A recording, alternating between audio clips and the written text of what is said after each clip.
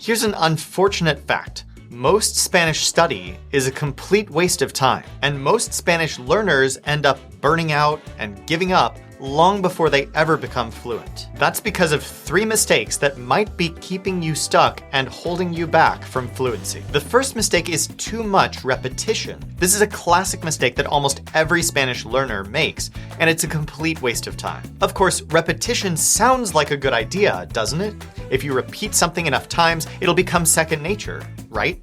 Actually, research shows that repeating yourself too many times without variety might actually be holding you back instead of helping your learning. For example, let's say you're learning how to talk with somebody that you just met. So, memorizing phrases to start the conversation might seem helpful. For example, you're meeting a group of people and you want to ask them where they're from. So you might say, ¿De dónde son ustedes? So you start saying it over and over. ¿De dónde son ustedes? ¿De dónde son ustedes? It feels really productive and it feels more and more natural as you repeat it. But there are 2 problems with this. So first of all, real life is not repetitive and it's not predictable. In fact, practicing a simple script over and over has almost nothing to do with real life conversation. So practicing that one phrase is only helping you rehearse one version of the million different ways that the conversation could go. And this might sound discouraging because it might sound like I'm trying to tell you that you have to memorize every possible direction that the conversation could possibly go, but there's no way you could ever memorize that many phrases. What is important is that you try to prepare for when things go in a direction that you don't expect. That's inevitably going to happen when you're talking with someone in real life, and so of course it's important to practice for that when you're working on your own as well. This means finding ways to practice your Spanish even when you're on your own in ways that are unscripted and unpredictable. I actually just shot another video on how you can do this on your own.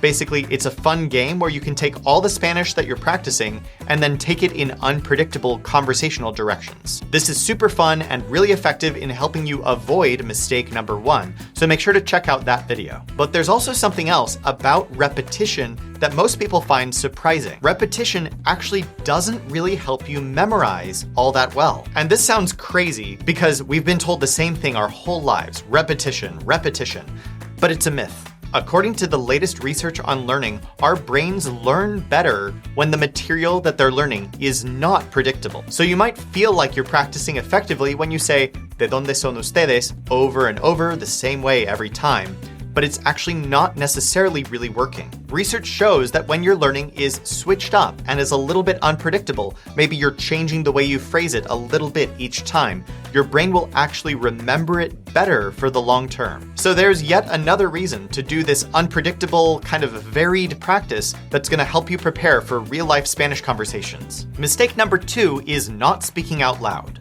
So I'm guessing you don't want to be a Spanish student forever. You want to be a Spanish speaker. Unfortunately, most Spanish students will always be Spanish students, and that's largely because they just aren't speaking enough. You might be spending lots of time memorizing Spanish and learning how Spanish works in your head.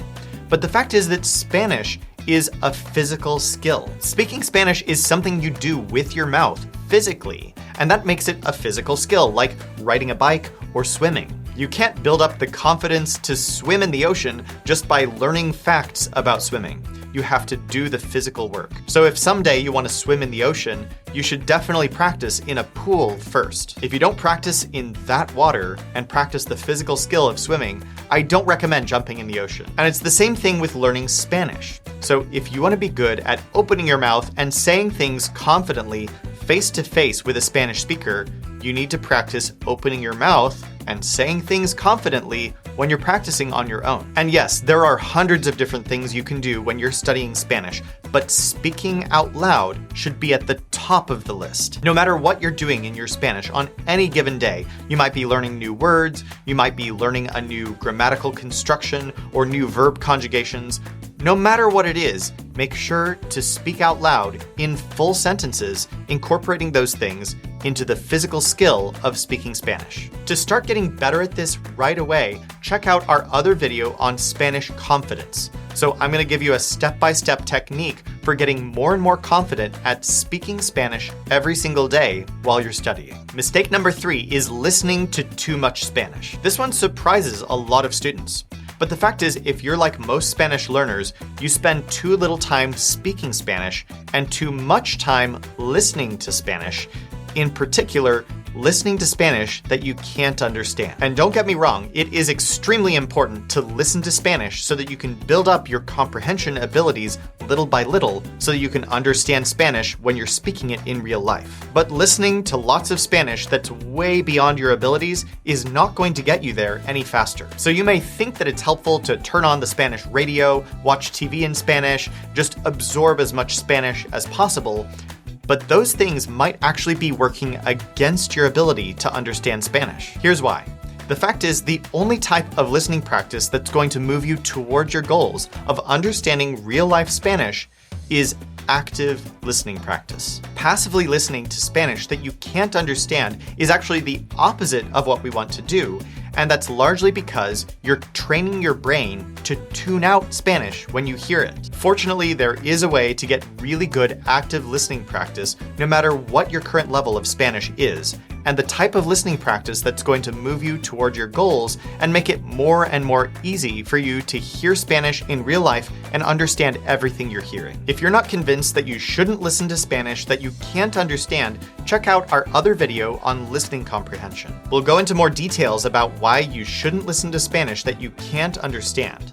But we'll also give you some in-depth strategies for finding listening materials that are within your abilities and to give you active listening practice. All right, those are the top 3 mistakes that Spanish learners make. Now it's time for you to replace those mistakes with good study habits. So check out those other 3 videos that I mentioned so that you can practice more effectively, build your speaking confidence, and improve your listening comprehension. I've linked all 3 of those videos in the description of this video. Meanwhile, subscribe to this channel for more evidence-based study tips on how to become fluent in Spanish faster than ever.